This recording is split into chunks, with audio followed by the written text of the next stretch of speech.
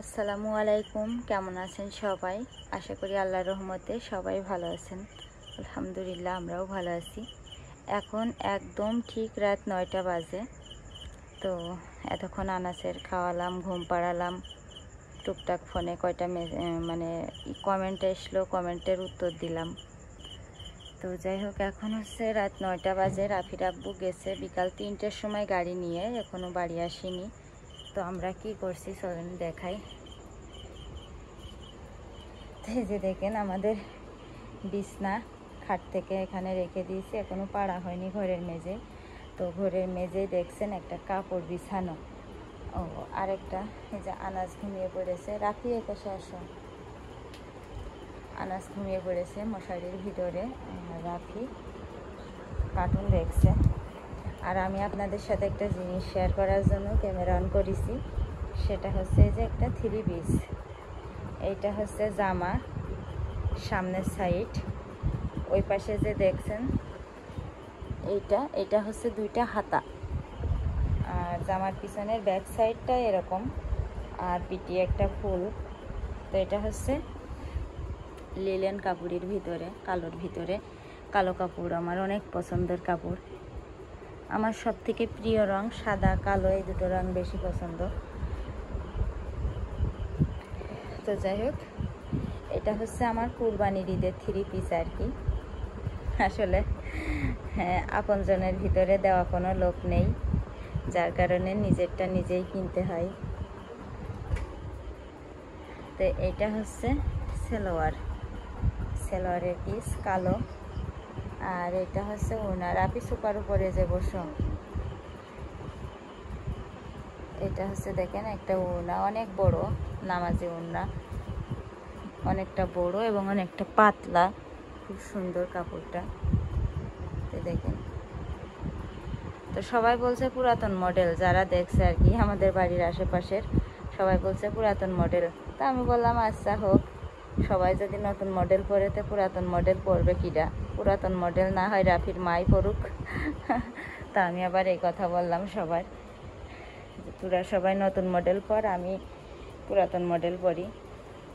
পুরনো মানুষ পুরনো জিনিসই পরি। তো যাই হোক, এটা হচ্ছে ওড়না। তো এটা হচ্ছে আমার 3 পিস কুরবানির ঈদের। হ্যাঁ, তো কমেন্ট করবেন আপনারা কেমন হয়েছে। আর এটা কিনা হয়েছে 550 টাকা নিয়েছে আর কি 3 পিসটা। তো যাই হোক, কুরবানির ঈদের জন্য কিনলাম। তো 3 পিসটা কালকে বানাতে দিয়ে আসবো। আমার সেলাই মেশিন তো আমি এখন যতই ঠিক করি ততই মানে রাফি আর আনাজ নষ্ট করে দেবে। আর আমার কোমরে ব্যথা জ্বালার জন্য আমি বসে ঠিক মতো সেলাইও করতে পারি না। তো যার কারণে মানুষের দিয়ে সেলাই করি। আর আমাদের গ্রাম অঞ্চলে কিন্তু মজুরি খরচ খুবই কম। ঢাকা শহরে যেমন এরকম নর্মাল 3 পিস সেলাই করতে গেলে 250 টাকা 300 টাকা, আর আমাদের এখানে মাত্র 80 টাকা করে নেয়।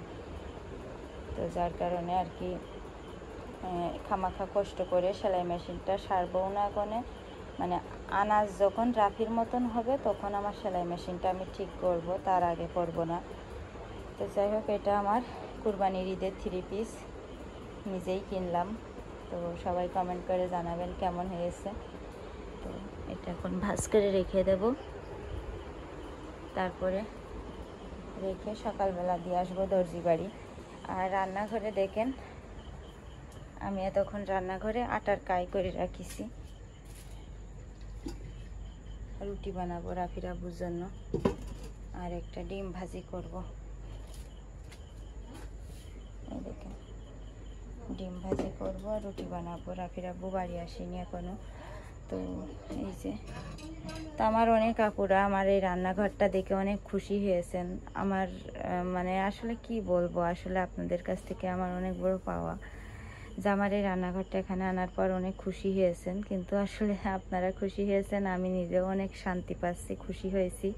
কিন্তু কিছু মানুষের অনেক অসুবিধা হচ্ছে, জানি না এখানে কতদিন রান্না করতে পারবো আমি।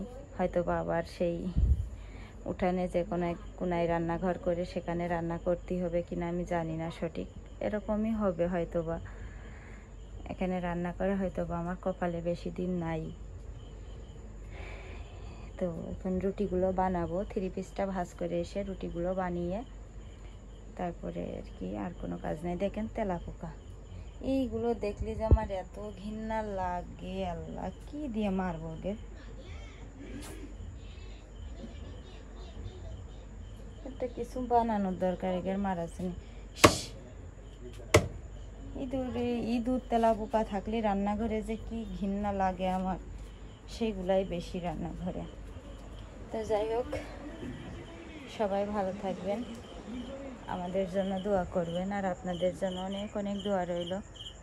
ইনশাল্লাহ কপালে যা আছে তাই তো হবে, তার উপরে তো কিছু হবে না। তো সকালে রাফির মাদ্রাসা আছে আবার,